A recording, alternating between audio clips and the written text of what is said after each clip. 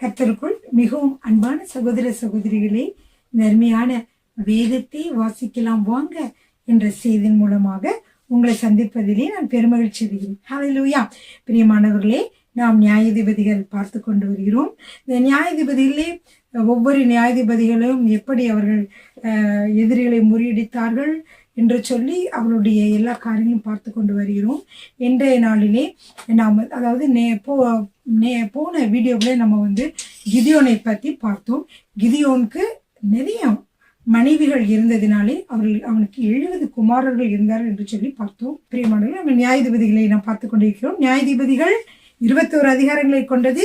3 பிரிவுகளாக அதை பிரிக்கலாம். முதல் பிரிவு யோசுவாவுக்கு பின் உள்ள காலம், இரண்டாவது பிரிவு இஸ்ரவேல் மக்கள் பின்மாற்றம், பிறகு அடிமைத்தனமாகுதல், பிறகு கர்த்தரை நோக்கி கூப்பிடுதல், அதற்கு பின்பாக கர்த்தர் அவர்களை விடுவித்தல், விடுவிக்க நியாயாதிபதிகளை எழுப்புதல், பின்பு சமாதானமாக இருத்தல், திரும்பமாக பின்பாற்றம் என்று சொல்லக்கூடிய ஒரு இரண்டாவது பெரிய பகுதியை நாம் இப்பொழுது பார்த்து கொண்டிருக்கிறோம்.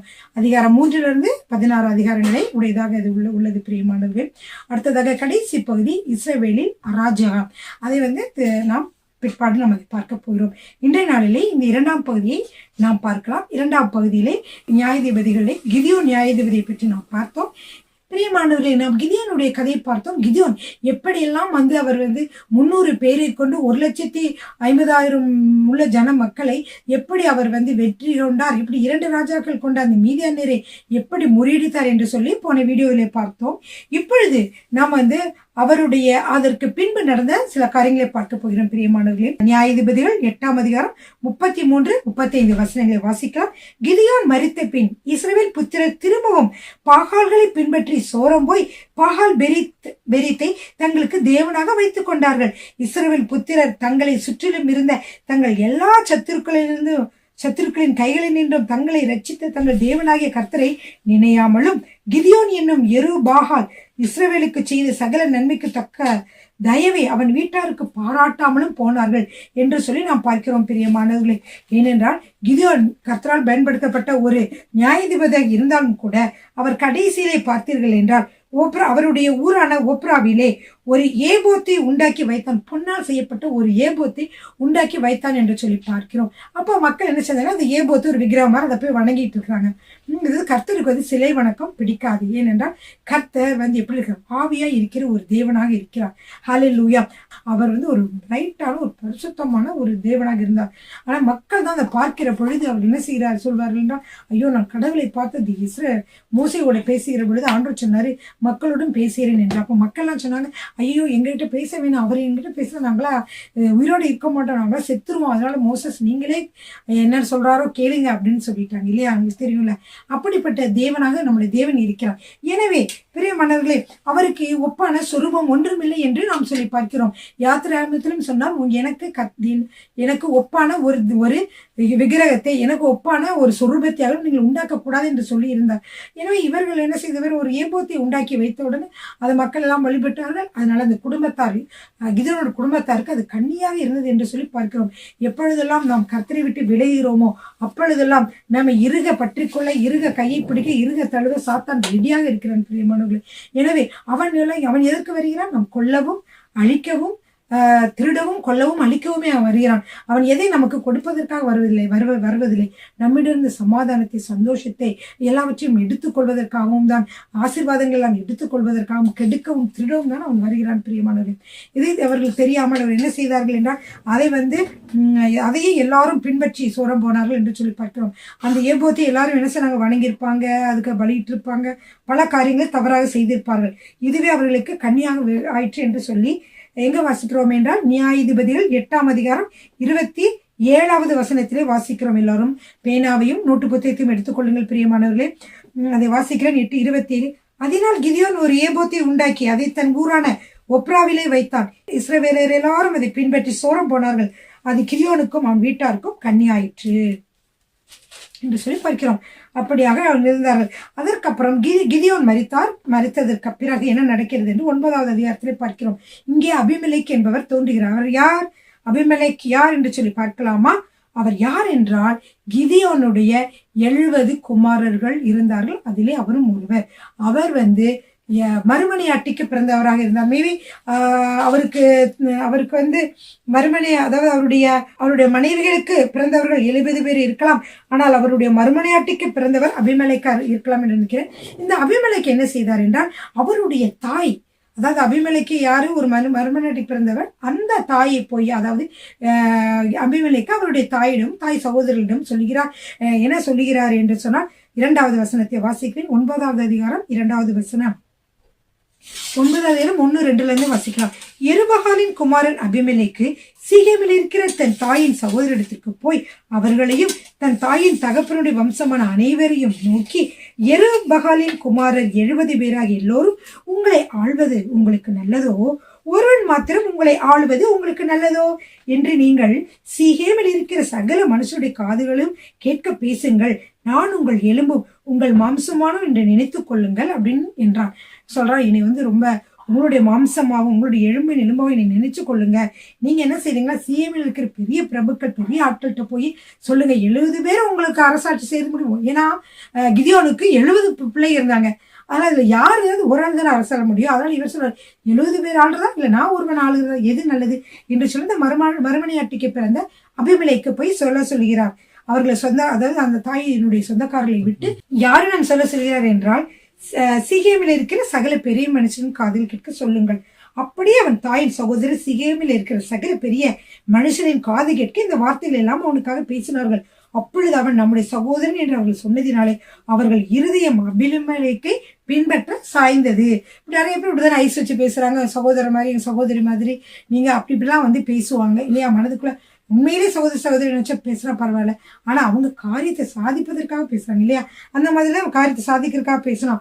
உடனே அவங்க என்ன செஞ்சாங்கன்னா, 70 வெள்ளிக்காசு அவங்களுக்கு கொடுத்து பாகால் பெரீத் கோயில இருந்து எடுத்து கொடுக்குறாங்க. கொடுத்துட்டு என்ன சொல்றாங்கன்னா, உனக்கு அவர் என்ன செய்யறாருன்னா, இதனால அவர் என்ன செஞ்ச அபிமெலேக்கு வீணரும் போக்கீரிகளுமான மக்களை அவனுக்காக தேர்ந்தெடுத்து கொண்டான். அவர்கள் அவனை பின்பற்றினார்கள் அப்படின்னு அவங்க கூட இருக்கிறதுக்கு என்ன சொல்லுவாங்க, கேங்ஸ்டர்ஸ் மாதிரி ஆளுகள் எல்லாம் ஒரு நிறைய ஆட்களை அவன் பின்னாடி வச்சுக்கிட்டான். அபிமெலேக்கு வச்சுட்டு இருந்தான். அப்புறம் என்ன செஞ்சானா, ஓப்ராவில் இருக்கிற தன் தகப்பன் வீட்டுக்கு வந்துட்டு 70 பேரும் என்ன செய்து விட்டார், அவர் கொன்றுவிட்டு இவர் ஒருவரே ராஜாவாக மாறிவிட்டார். இவர் எல்லாரும் என்ன செஞ்சாங்கன்னா, அபிமெலேக்கு ராஜாவாக்கினார்கள் என்று சொல்லி பார்க்கிறோம். அப்பொழுது அதிலிருந்து தப்பித்த ஒரே ஒருத்தர், அவர் பேர் என்னன்னா யோதாம் ஒருத்தர் தப்பித்து, ஏன்னா அவர் ஒளிந்து கொண்டதால் தப்பித்து கொண்டார். அவர் என்ன செய்தார் என்றால், அவர் கெர்சி மலையின் உச்சியில போய் நின்று சொல்றாரு. என்ன சொல்றாருன்னா, சீகேமின் பெரிய மனுஷரே, உங்கள் தேவன் உங்களுக்கு செவி கொடுக்கும்படி நீங்கள் எனக்கு செவி கொடுங்கள்னு ஒரு கதை சொல்றாரு. அந்த கதையை நீங்க பின்னாடி பார்க்கலாம். என்னன்னா, விருட்சங்கள் எல்லாம் ஒன்று சேர்ந்து போய் என்ன செஞ்சுச்சான், ஒரு மரத்தை ராஜாவாக்கணும்னு சொல்லிட்டு ஒலிவு மரத்துக்கு போய் கேட்டுச்சான். ஒளிவு மரம் சொல்லிச்சா, மனிதர்கள் தேவர்கள்லாம் போகக்கூடிய மரமாக நான் இருக்கிறேன், நான் போய் உங்களுக்கு ராஜா வரும்னா எனக்கு வேற வேலையே இல்லையா அப்படின்னு அது சொல்லிடுச்சு. உடனே அடுத்ததாக போய் என்ன செஞ்சாங்கன்னா, அத்தி மரத்துக்கிட்ட போய் கேட்டாங்க, அத்தி மரமே நீ ராஜாவாகி இந்த மரங்கள் எல்லாம் ஆளுகை செய்வாயா. அந்த மரம் என்ன சொல்லிடுச்சுன்னா, நான் எவ்வளவோ மதுரத்தையும் நல்ல கனிகளையும் கொடுக்கக்கூடியவராக இருக்கிறேன், நான் போய் மரங்களை இப்போ ஆளுவேணும்னு சொல்றாங்க. அடுத்ததாக போய் 3வதாக போய் திராட்சை செடியை பார்த்து கேட்குறாங்க, நீ மரங்களை எல்லாம் ஆட்சி செய்யற. நோ, ஏன்னா என்னோட பழங்கள்லாம் எவ்வளவு இனிமையான மதுரமான ஒரு கனிகளாக இருக்கிறீங்க, மனுஷரையும் தேவர்களையும் மகிழ பண்ணக்கூடிய ரசத்தை, என் ரசத்தை விட்டு மரங்களை ஆளப்போவேணும் அப்படின்னு சொல்லிடுச்சு. அப்பொழுது மரங்கள் எல்லாம் என்ன செஞ்சாங்கன்னா, முட்செடிக்கிட்ட நீயாவது எங்களை ஆளுவியான்னு கேட்டாங்களாம். அப்ப அந்த முட்செடி சொல்லிச்சான், கட்டாயமா நான் உங்களுக்கு ஆளுவேன், நீங்கள் என்னை உங்களுக்கு ராஜாவாக அபிஷேகம் பண்றது மெய்தான், என் நிலையிலே அடையுங்கள், இல்லாவிட்டால் முட்செடியிலிருந்து அக்கினி புறப்பட்டு லீபனனும் கேதுரு மரங்களை பட்சிக்க கடவுது அப்படின்னு சொல்றாரு. அப்படின்னு என்னன்னா, நீ வாங்க கட்டாயமா என்னை நீங்க ராஜாவாக்கி நீங்க என் கீழ் நிலையிலே வரலாம் அப்படின்னு சொல்லிடுச்சான். அப்ப அப்படின்னு இந்த கதையை சொல்லிட்டு எல்லாரும் கதை இன்ட்ரெஸ்டா கேட்டுட்டு இருக்காங்க. அப்ப அந்த யோதாம் சொல்றாரு, என் 9ஆம் அதிகாரம் 16 என் தகப்பன் உங்களுக்காக யுத்தம் பண்ணி தன் ஜீவனை எண்ணாமல் போய் உங்களை மீதியானியரின் கையினின்று ரட்சித்தார்.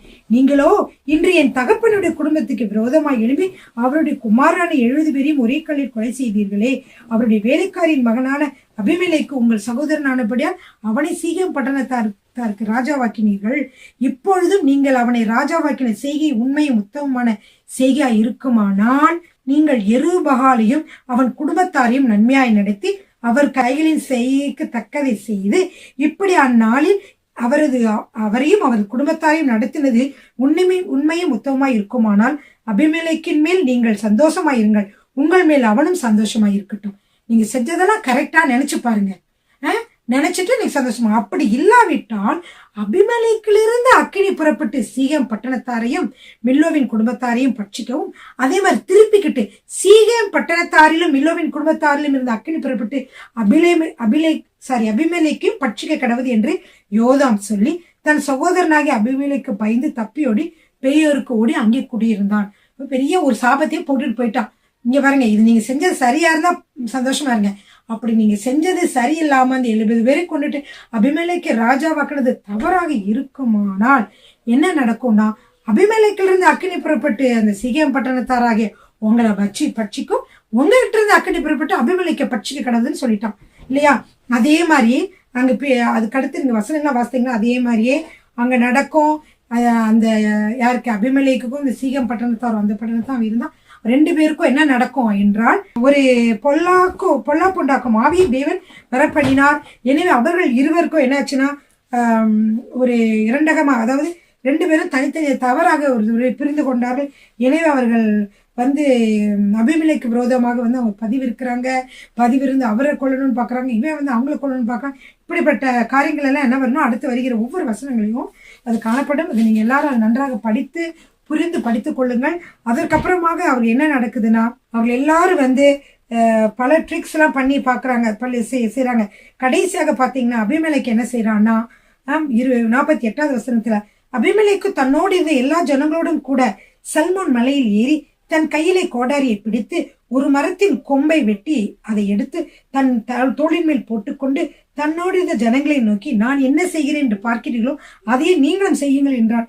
அப்படியே எல்லா ஜனங்களும் அவரவர் ஒவ்வொரு கொம்பை வெட்டி அபிமெலேக்கு பின் சென்று அவைகளை அந்த அரணுக்கு அருகே போட்டு அக்கினி கொளுத்தி அந்த அரணை சுட்டு போட்டார்கள். அதனால் புருஷரும் ஸ்திரீகளும் ஏறக்குரிய 1000 பேரறைய துருக்கத்து மனுஷர் எல்லாம் செத்தார்கள். இப்ப அந்த அபிமெலேக்கு அவனை கிங்கா மாத்துறாங்களோ, அதாவது அரசராக மாற்றுறாங்களோ, அவங்களே என்ன செஞ்சுட்டான், அவங்களுக்கே விரோதம் அவங்க நிறைய பேர் கொண்டுட்டான்னு பாக்கிறோம். அதே மாதிரி அபிமெலேக்கு பேதேசுக்கு போய் அதற்கு விரோதமாக பாளையம் இறங்கி அதை பிடிக்கிறான். இப்படி அவன் செய்கிற பொழுது எல்லாரும் என்ன செஞ்சாங்கன்னா, அங்க பலத்த துருக்கம், எல்லாரும் என்ன பட்டணத்தின் நடுவே ஒரு பலத்த துருக்கம் இருந்தது. துருக்கம்னா போய் ஓடி ஒளிந்து கொள்ளக்கூடிய இடம். ஓடி போயிட்டாங்க. அங்க சகல ஸ்திரீகளும் புருஷர்களும் பட்டணத்த மனுஷரும் அனைவரும் ஓடி புகுந்து கதவை பூட்டி கொண்டு துருக்கத்தின் மேல் ஏறினார்கள். அப்போ அபிமெலேக்கு என்ன செஞ்சானா, 52வது வசனத்துல வாசிக்கிறேன். அபிமெலேக்கு அந்த துருக்கம் மட்டும் அதன் மேல் யுத்தம் பண்ணி துருக்கத்தின் கதவை சுட்டெடுத்து போடும்படி அதன் கிட்ட சேர்ந்தான். ஆனால் என்ன நடந்தது, அங்க போய் எரிக்கணும்னு போனான். ஆனா அப்பொழுது ஒரு ஸ்திரீ ஒரு எந்திரக்கல்லின் துண்டை, எந்திரக்கல்னா தெரியுமா, அந்த காலத்துல கிரைண்டருக்கு பதிலாக அதுக்கு முன்னாடி ஒரு கல், கீழே ஒரு கல் வச்சிருப்பாங்க, மேல ஒரு கல் வச்சிருப்பாங்க. அதுல ஒரு குச்சியை ஒரு குச்சியை சொறி இருப்பாங்க. அதை வச்சு அவங்க கம்பு, ராகி, அரிசி எல்லாத்தையுமே உள்ள போட்டு இப்படியே ஆட்டுவாங்க. அது எந்திரக்கல். அந்த காலத்துல அந்த எந்திரக்கல் தான் இருந்துச்சு. ரொம்ப ஸ்ட்ராங்கா பெரிய கல்லா இருக்கும், 20 கிலோ 30 கிலோ உள்ளதா இருக்கும்.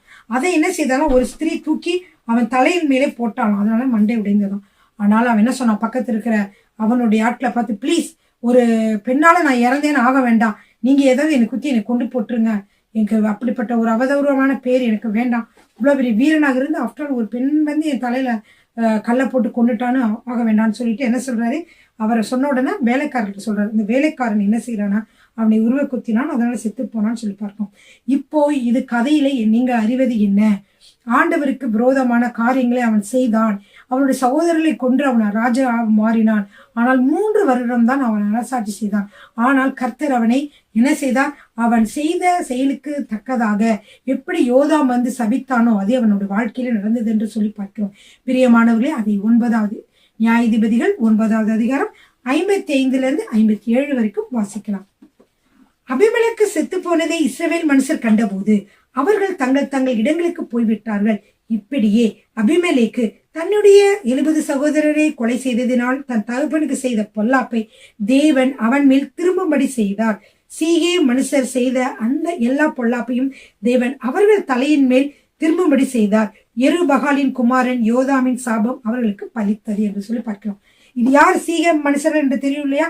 அபிமெலேக்க வந்து அரசராக மாற்றுவதற்காக இந்த அவனுடைய 70 சகோதரர்களையும் கொலை செய்வதற்கு உதவி செய்தவர்கள் தான் இந்த சீகேம் பட்டணத்தார். அவர்கள் 2 பேருமே என்னாச்சு, அவங்களுக்குள்ளேயே சண்டை வந்து ஆனதை நம்ம பார்த்தோம் இல்லையா பிரியமானவர்களே? சரிங்க. அடுத்தாவது பார்த்தீங்கன்னா அபிமெலேக்கு ஒரு நியாயாதிபதியை போல அவன் தோன்றினாலும் அவன் அப்படியே அவன் 3 வருஷம் இஸ்ரேல் மக்களை ஆட்சி செய்தாலும் அவன் ஒரு இல்லீகலான ஒரு அரசராக அதாவது நியாயமற்ற முறையிலே அவன் ஒரு அரசராக மாறினதுனால அதை வந்து நம்ம என்ன செய்ய மாட்டோம், அது வந்து நம்ம வந்து இதை வந்து நியாயாதிபதிகளில் அதை வந்து நம்ம வந்து கன்சிடர் பண்ணலாம். சரிங்களா பிரியமானவர்களே? சரிங்க. 10வது அதிகாரத்திலே நம்ம வந்து இன்னும் சில நியாயாதிபதிகள் தோன்றினார்கள். ஆனா யாருமே வந்து ஒரு அரசரிடமிருந்த ஒரு மக்களை வந்து விடுவிக்கல. ஏனென்றால் அப்படியே இப்போ அபிமெலேக்கு 3 வருஷத்துல போனார் இல்லையா, அது இறந்து போனோன்னு இன்னொருத்தர் எழும்பி வருகிறார். அதனாலதான் நான் உங்களுக்கு சொன்னேன், இந்த அட்டவணையில நியாயாதிபதிகள் 10வது அதிகாரம் 1வது வசனம் முதல் நாம் வாசிக்கலாம். 1வது வரைக்கும் 4 வசனங்கள் வாசிக்கலாம். அபிமெலேக்குக்கு பின்பு தோதோவின் மகனாகிய பூவாவின் குமாரன் தோலா என்னும் இசக்கார் கோத்திரத்தான் இஸ்ரவேலை ரட்சிக்க கிளம்பினான். அவன் எப்ராயிம் மலை தேசத்து ஊராகிய சாமீரில் குடியிருந்தான். அவன் இஸ்ரவேலை எத்தனை வருஷம்னா 23 வருஷம் நியாயம் விசாரித்து பின்பு மரித்து சாமீரிலேயே அடக்கம் பண்ணப்பட்டான். அவனுக்கு பின்பு கீலேயாத்தினாகிய அப்படின்னா கீலேயாத் தேசத்தான அர்த்தம், கீலேயாத்தியனாகிய யாவீர் எழும்பி இஸ்ரவேலை 22 வருஷம் நியாயம் விசாரித்தான். இவங்களும் யாரு நியாயாதிபதிகள் தான். நான் சொல்லியிருப்பேன், அந்த அட்டவணையில் நீங்க எழுதிப்பீங்க. 30 கழுதை குட்டிகளின் மேல் ஏறும் 30 குமாரர்கள் அவனுக்கு இருந்தார்கள். அவனுக்கு 30 ஊர்களும் இருந்தது. யாருக்கு? யாவீர். கீலேயாத் தேசத்தில் இருக்கிற அவைகளுக்கு இந்நாள் வரைக்கும் யாவீரின் கிராமங்கள் என்று இப்பொழுதும் அழைக்கப்படுகிறது என்று சொல்லி பார்க்கிறோம். சரிங்க பிரியமானவர்கள், இதோடு முடிஞ்சதா? இவ்வளவு நாள் வரைக்கும் என்ன செஞ்சாங்க, 2-3 நியாயாதிபதிகள் வர வரைக்கும் மக்கள் ஒழுங்காக இருந்தார்கள். இப்பொழுது அவருடைய காரியத்திற்கு திரும்பி விட்டார்கள். என்ன காரியம்? திரும்பியமாக என்ன செய்வாங்க, எப்பொழுது என்ன செய்வாங்க, பின்மாறி போவார்கள் இல்லையா? எப்படி பின்மாறி போவார்கள்? வேறே கர்த்தருக்கு பிடிக்காத வேறே தெய்வங்களை வழிபடுவார்கள் இல்லை என்று சொல்லி பார்த்தோம் இல்லையா? இதை இப்போ வாசிக்கிறோம். 10ஆம் அதிகாரம் 6வது வசனம். இஸ்ரவேல் புத்திரர் மறுபடியும் கர்த்தரின் பார்வைக்கு பொல்லாப்பு செய்து கர்த்தரை சேவியாமல் அவரை விட்டு போய் பாகால்களையும் அஸ்தரோத்தையும் சீரியாவின் தேவர்களையும் சீதோனின் தேவர்களையும் மோவாபின் தேவர்களையும் அம்மோன் புத்திரின் தேவர்களையும் பெலிஸ்தரின் தேவர்களையும் சேவித்தார்கள். அப்பொழுது கர்த்தர் இஸ்ரவேலின் மேல் கோபம் உண்டு அவர்களை பெலிஸ்தர் கையிலும் அம்மோன் புத்திரர் கையிலும் விற்று போட்டார். அவர்கள் அந்த வருஷம் முதற்கொண்டு 18 வருஷமாய் யோர்தானுக்கு அப்பாலே கீலேயாத்தில் உள்ள எமோரியரின் தேசத்தில் இருக்கிற இஸ்ரவேல் புத்திரெல்லாம் நெருக்கி ஒடுக்கினார்கள். பிரியமானவர்களே, இவர்கள் பாகால், அஸ்தரோத், சீரியாவின் தேவர்கள் இவங்க எல்லாருமே வந்து மக்களை வந்து கெட்ட வழியில நடத்துவது, விபச்சாரத்திலும் வேசித்தனத்திலும் நடத்தக்கூடிய அருவருப்பான தேவர்கள். அந்த தேவர்கள் வந்து அவங்களும் அப்படிதான் இருந்தாங்க, அவங்க வழங்குகிற ஒவ்வொருவரும் அப்படிதான் இருந்தாங்க என்று சொல்லி பார்க்கிறோம். அந்த மாதிரி இவர்கள் வந்து மக்களை வழிநடத்தி இருந்ததுனால, அந்த வழிபட்டதுனால கர்த்தர் என்ன செய்தார்? பரிசுத்தமான ஜனம், இஸ்ரவேல் என்பது பரிசுத்தமான ஜனம், அது கர்த்தருக்கு பரிசுத்தமாக இருக்க வேண்டும், அவர்கள் இப்படிலாம் இருக்கிறார்கள் என்று கர்த்தர் என்ன செய்தார்? மிகவும் வேதனைப்பட்டு அவர்களை என்ன செய்தார்? பெலிஸ்தர் கையிலும் அம்மோன் புத்திரர் கையிலும் விற்று போட்டார் என்று சொல்லி பார்க்கிறோம். பிரியமானவர்களே, அவர்களுக்கு கொடுக்கப்பட்டார். இப்பொழுது என்ன ஆச்சு? அம்மோன் புத்திரர் யூதாவின் மேலும் பென்யமீன் மேலும் எப்ராஹிம் குடும்பத்தார் மேலும் யுத்தம் பண்ண யோர்தானை கடந்து வந்தார்கள். இஸ்ரவேலர் மிகவும் நெருக்கப்பட்டார்கள். அப்பொழுது இஸ்ரவேல் புத்திரர் கர்த்தரை நோக்கி முறையிட்டு என்ன சொல்றாங்க? இது ரொம்ப சுவாரஸ்யமான செய்தி. எல்லாரும் என்ன சொல்றாங்க? கர்த்தாவே, உமக்கு முன்பாக நாங்கள் பாவம் செய்தோம், உமக்கு விரோதமாக பாவம் செய்தோம், நாங்கள் எங்கள் தேவனை விட்டு பாவங்களை சேவித்தோம் என்றார்கள். 10ஆம் அதிகாரம் 11வது வசனம். கர்த்தர் இஸ்ரவேல் புத்திரை நோக்கி, எகிப்தியரும் எமோரியரும் அம்மோன் புத்திரரும் பெலிஸ்தரும் சீதோனியரும் அமலேக்கியரும் மாகோனியரும் உங்களை ஒடுக்கும் சமயங்களில் நீங்கள் என்னை நோக்கி முறையிட்ட பொழுது நான் உங்களை அவர்கள் கைக்கு நீங்களாக்கி ரட்சிக்கவில்லையா? உங்களுக்கு நான் எவ்வளவு உதவி செய்திருக்கிறேன்.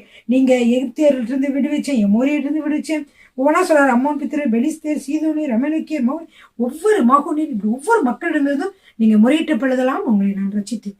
ஆனால் அப்படி இருந்தும் நீங்கள் என்னை விட்டு அந்நிய தேவர்களை சேவித்தீர்கள். ஆகையால் இனி உங்களை ரட்சியேன். நீங்கள் போய் உங்களுக்காக தெரிந்து கொண்ட தேவர்களை நோக்கி முறையிடுங்கள், அவைகள் உங்கள் ஆபத்தின் காலத்தில் உங்களை ரட்சிக்கட்டும் என்றார். ஆண்டவர் சொன்னாரு, நீங்க வந்து நீங்க தெரிந்து கொண்ட தேவர்களையும் நோக்கி முறையிடுங்க, அவங்களே உங்களை காப்பாற்றுவாங்கன்னு சொன்னாங்க. ஆனா இஸ்ரவேல் புத்திரர் திருப்பி ஆண்டவர் சொல்றாங்க 14வது வசனத்துல, இஸ்ரவேல் புத்திரர் கர்த்தரை நோக்கி பாவம் செய்தோம், தேவரே உம்முடைய பார்வைக்கு நலமானதை எங்களுக்கு செய்யும், இன்றைக்கு மாத்திரம் எங்களை ரட்சித்தருளும் என்று சொல்லி கேட்கிறாங்க. அந்நிய தேவர்களை விட்டு விட்டு உடனே என்ன செஞ்சுட்டாங்க தெரியுமா? அந்நிய தேவர்களை விலக்கி விட்டு கர்த்தருக்கு ஆராதனை செய்தார்கள். அப்பொழுது அவரை அப்படி ஆராதனை செய்தாலே நம்முடைய ஆண்டவர் உருகிடுவார். பிரியமானவர்களே, கிருபை நம்மை பாதுகாக்கிறது. நாம் செய்த பாவத்திற்கு தக்கதாக அவர் நம்மை தண்டிக்கிறது இல்லை. பிரியமானவர்களே, எப்பொழுதெல்லாம் அவர்கள் உடனே அந்த பாகால் தெய்வங்களெல்லாம் விட்டு விட்டு இந்த உண்மையான தேவன் நீதான் என்று கர்த்தரை பணிந்து கொண்டார்களோ அப்பொழுதே அவர் மனதுருகிற தேவனாக இருக்கிறார். பிரியமானவர்களே, அதை தான் இந்த வசனத்துல வாசிக்கிறோம். 16, 17 வசனங்களில் நான் வாசிக்கிறேன். அந்நிய தேவர்களை தங்கள் நடுவிலிருந்து விலக்கிவிட்டு கர்த்தருக்கு ஆராதனை செய்தார்கள். அப்பொழுது அவர் இஸ்ரவேலின் வருத்தத்தை பார்த்து மனதுருகினார். அம்மோன் புத்திரர் கூட்டம் கூடி கீலேயாத்திலே பாளையம் இறங்கினார்கள். இஸ்ரவேல் புத்திரரும் கூடிக்கொண்டு மிஸ்மாவிலே பாளையம் இறங்கினார்கள். அப்பொழுது கீலேயாத்தின் ஜனங்களும் பிரபுக்களும் ஒருவரையொருவர் நோக்கி, அம்மோன் புத்திரர் மேல் முந்தி யுத்தம் பண்ண போயிடும் மனுஷன் யார்? அவனே கீலேயாத்தின் குடிகளுக்கெல்லாம் தலைவனாய் இருப்பான் என்றார்கள். இப்ப என்ன சொல்றாங்கன்னா, இப்போ நம்ம என்ன செய்யறது? இப்போ கீலேயாத்தின் ஜனங்களும் அந்த ஜனங்களும் சொல்றாங்க, அம்மோன் புத்திரர் நம்ம மேல படையெடுத்து வந்துட்டாங்க, இவர் ரொம்ப நம்மளை கொடுமையா நடத்துறாங்க. எத்தனை வருஷம் ஆச்சோ? 18 வருஷமா நம்மளை அரசாட்சி செய்யறாங்க. எனவே இந்த அம்மோன் புத்திரர் கையிலிருந்து நம்ம யார் விடுவிக்கிறார்களோ அவரே நம்மளுடைய தலைவனா இருக்கலாம். யார் வரீங்க, யார் எங்களை காப்பாற்ற போகிறீர்கள் என்று சொல்றாங்க. கீலேயாத்தினாகிய யெப்தா பலத்த பராக்கிரமசாலியா இருந்தான். ஒருவன் இருந்தான். அவன் பரஸ்திரியினுடைய குமாரன். அவன் யான் என்றால் அவன் பேர் யெப்தா. அவன் எந்த தேசத்தா? கீலேயாத்தியனாகிய யெப்தா என்று சொல்லி பார்க்கிறோம். அப்போ இந்த கீலேயாத்தினுடைய மனைவிக்கு நிறைய குமாரர்கள் இருந்தார்கள். அவர்கள் பெரியவளான பொழுது அவர் சொன்னாங்க, யெப்தா வேணும்னு சொன்னாங்க, உனக்கு எங்க அப்பா கிட்ட உனக்கு சுதந்திரம் இல்லை, நீ எங்களோட தகப்பன் உன்னோட சுதந்திரம் இல்லை, நீ அந்நிய ஸ்திரியோட மகன், அது மட்டும் இல்லை நீ பரஸ்திரியோட மகன், நீ உனக்கு சொத்து இல்லை சுகம் இல்லை ஒன்றும் இல்லை, எங்க கூட உனக்கு எதுவுமே கிடையாது, நீ ஓடி போயிருன்னு சொல்லிட்டாங்க. பிரியமானவர்களே, இந்த கீலேயாத்தினாகிய யெப்தா ஒரு ஸ்ட்ராங்கான ஒரு மனிதனாக இருந்தான். அதனால வீணர்கள் அப்படின்னா வீணா போனவங்க, அங்கேயும் திரியிற மக்கள், அதாவது இப்படி சொல்லாமா அவங்களாம் ஒரு கேங்ஸ்டர்ஸ் மாதிரி, அப்படிப்பட்ட ஆட்கள் என்ன செய்வாங்கன்னா, இப்போ நீ ரொம்ப ஸ்ட்ராங்கான மனிதனாக இருக்கவா, இவனை கொலை, நீ இவனை தாக்கணும், அதுக்கு வான்னு சொல்லி அவனை கூட்டிட்டு போவாங்க. அப்படிப்பட்ட ஒருத்தனால தான் யார் இருந்தால்? கீலேயாத்தினாகிய யெப்தா இருந்தார். இந்த யெப்தா என்ன செய்தார் என்றால், இந்த பசங்களை அவனோட கூட பிறந்தவங்க எல்லாம் என்ன சொன்னாங்கன்னா, நீலாம் எங்க அப்பாவுக்கு என்ன பிள்ளை இல்லை கிடையாது, நீ எங்களுடைய அம்மா அப்பாவுக்கு பிறந்தவங்க கிடையாது, நீ ஒரு அந்நிய ஸ்திரீக்கு பரஸ்திரிக்கு பிறந்த பையன், அதனால உனக்கு சொத்து இல்லைன்னு சொல்லி அவனை விரட்டி விட்டான. அவன் என்ன செய்தான் என்றால், வீணான மனிதர்களோடு சுத்தி கொண்டு இருந்தான் என்று சொல்லி பார்க்கிறோம். அப்படி இருக்கிற பொழுது எல்லா மக்களும் இந்த இவன்ட்ட கேட்டாங்க, நீ எங்களுக்காக யுத்தம் பண்ணு, அம்மோன் புத்திரர்கிட்ட எங்களை காப்பாற்று, அம்மோன் புத்திரர் எங்களை ரொம்ப கொடுமையா எங்களை அரசாட்சி செய்யறாங்க, 18 வருடத்துக்கு மேலாகுது, நீயாவது எங்களை காப்பாற்று, நீ எங்களை காப்பாற்றினா என்றால் என்ன செய்யணும், என்னுடைய நீ சேனாதிபதியாக இரு, நான் உங்களை என்ன செய்யறோம், உனக்கு வேண்டியதெல்லாம் செய்யறோம். அப்ப அவன் கேட்கறான், சரி நான் அதே மாதிரி செய்தா நீங்க என்னை திருப்பி என் தகப்பன் வீட்டுல இருந்து துரத்தினவங்க தானே, அதனால நீங்க ஏன் இப்ப வர்றீங்க, நீங்க நான் உங்களுக்கு அப்படி அம்மோன் புத்திரை முறியடிக்க உதவி செய்தால் நீங்கள் என்னை என்ன செய்வீங்க, என்னை நீங்க உங்களுடைய தலைவராக மாற்றுவீர்களா என்று சொல்றான். அப்போ அவங்க எல்லாம் சொல்றாங்க, தலைவராக வைப்பேன் என்று சொல்றாங்க. கீலேயாத்தின் மூப்பர் யெப்தாவை பார்த்து, நாங்கள் உன் வார்த்தையின்படி செய்யாவிட்டால் கர்த்தர் நமக்கு நடுவில் கேட்பாராக என்றாங்க. அதுக்கப்புறம் என்ன செய்யறாங்கன்னா, சரிந்துல அவனை சேனாதிபதி ஆக்கின உடனே அவன் மிஸ்பானா கர்த்தருடைய சன்னிதானம், அந்த மிஸ்பான்ற இடத்துல போய் கர்த்தருடைய சன்னிதியில போய் என்ன சொல்றாரு, இவன் தனக்கு நடந்ததெல்லாம் சொல்றேன், இப்படி என்னை தலைவனாக வச்சிருக்காங்க, என்னை எங்க குடும்பத்தாரிலிருந்து நான் ஒரு பரசுடைய மகனா இருக்கேன், குடும்பத்திலிருந்து என்னை விரட்டி விட்டாங்க, ஆனாலும் எனக்கு இவங்கெல்லாம் சொன்னாங்க, நீ ஒரு ஸ்ட்ராங்கான மனிதனா இருக்க, நீ எங்களுக்காக அம்மோன் புத்திரோட போராடு, உன்னை ஸ்தானாதிபதி ஆக்குறோம்னு சொன்னாங்க, நான் என்னை ஆக்கியிருக்காங்க ஆண்டவரே, அப்படி நீங்க எனக்கு இந்த அம்மோன் புத்திரர் எனக்கு விடுதலை, அதாவது அவர்களை மீட்க நீர் எனக்கு உதவி செய்வீரானால் ஆண்டவரே, நான் என்ன செய்வேன் என்றால் இவர்களுக்கு தலைவராக இருந்து இருப்பேன் என்று சொல்லி எல்லா காரியத்தையும் ஆண்டவரிடம் அவர் வைப்பதை பார்க்கிறோம். பிரியமானவர்களே, யெப்தா என்ன செய்யறாரு என்றால் ஸ்தானாதிபதியில அனுப்புறாரு, ரெப்ரசன்டேட்டிவ் ஸ்தானாதிபதியில அனுப்பி சொல்றாரு, என்ன சொல்றாருன்னா, நீங்க என் தேசத்துல என் தேசத்தில் எனக்கு விரோதம் யுத்தம் என வருகிறதற்கு எனக்கும் உனக்கும் என்ன வழக்கு இருக்கிறது என்று சொல்லி யார் கேட்கிறா? யெப்தா அம்மோன் புத்திரரை பார்த்து கேட்கிறார். அப்போ அம்மோன் புத்திரர் சொல்றாங்க, வாசிக்கிறேன் 11ஆம் அதிகாரம் 13வது வசனம், அம்மோன் புத்திரின் ராஜா எப்தாவின் ஸ்தானாதிபதிகளை நோக்கி, இஸ்ரவேல் எகிப்திலிருந்து வருகிற பொழுது அர்னோன் துவைக்கு யாப்போக்கு மட்டும் யோர்தான் மட்டும் இருக்கிற என் தேசத்தை கட்டி கொண்டார்களே, இப்பொழுது அதை எனக்கு சமாதானமாக திருப்ப கொடுக்க வேண்டும் என்று சொல்லுங்கள் என்ற. அந்த காலத்துல நீங்க யோர்தான்றது கிளம்பி வரும்பொழுது நீங்க அர்னோன் என்ற இடம் தொடக்கி யாப்போக் என்ற இடம் வரைக்குமே யோர்தான் மட்டும் இருக்கிற என்னோட தேசத்தை, அம்மோன் புத்திர தேசத்தை நீங்க கட்டி கொண்டீர்கள்ல, அந்த காலத்துல எடுத்துக்கல, அதை எனக்கு திருப்பி கொடுங்க என்று சொல்லி சமாதானமா கொடுங்க என்று சொல்லி கேட்கிறார். அதற்கு எப்தா மறுபடியும் அம்மோன் புத்திரருக்கு ராஜாவிடத்தில் ஸ்தானாதிபதிகள் அனுப்பி அவனுக்கு ஒரு பதில் சொல்றார். அது என்ன பதில்னா, எப்தா சொல்லுகிறது என்னவென்றால், இஸ்ரவேல் மோவாபின் தேசத்தை ஆகிலும் அம்மோன் புத்திரரின் தேசத்தை ஆகிலும் கட்டி கொண்டதிலேயே. இஸ்ரவேல் எகிப்திலிருந்து வருகிற பொழுது மனாந்தரத்தில் சிவந்த சமுத்திரம் மட்டும் நடந்து பின்பு காதேசத்துக்கு இஸ்ரவேல் ஏதோமின் ராஜாவினிடத்திற்கு ஸ்தானாதிபதியில் அனுப்பி, நாங்கள் உன் தேசத்து வழியை கடந்து போகட்டும் என்று சொன்னார்கள். அப்பொழுது ஏதோமின் ராஜா செவி கொடுக்கவில்லை. அப்படியே மோவாபின் ராஜாவிடத்திற்கு அனுப்பினார்கள், அவனும் சம்மதிக்கவில்லை.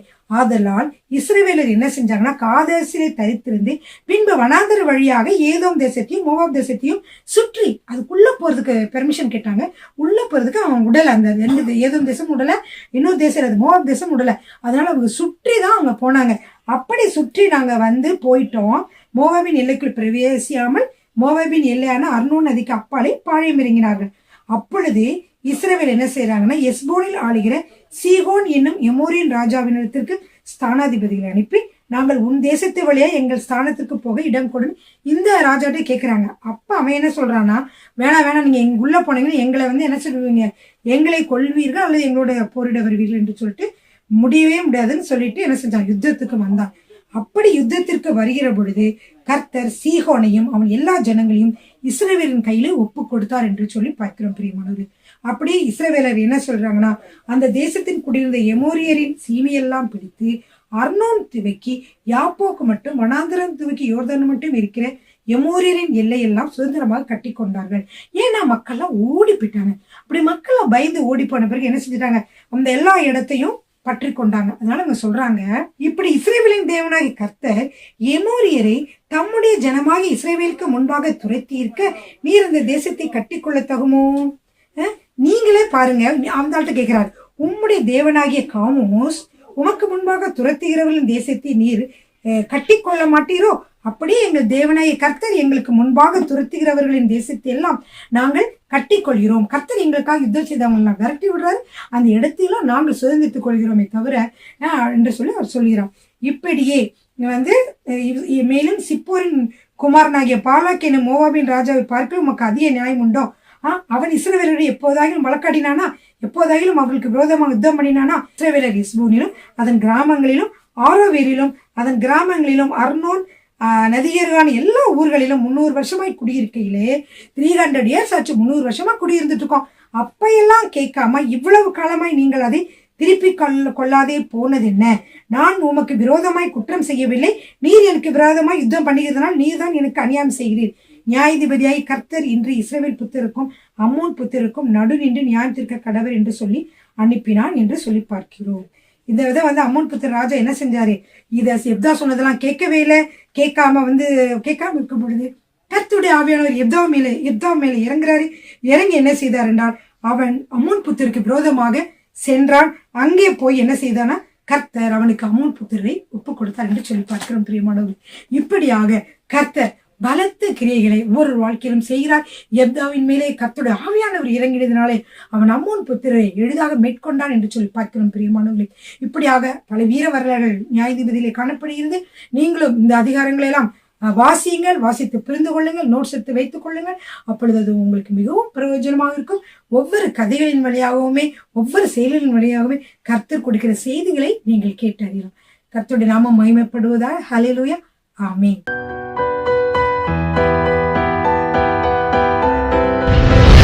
கர்த்தர் உங்களை ஆசீர்வதிப்பாராக.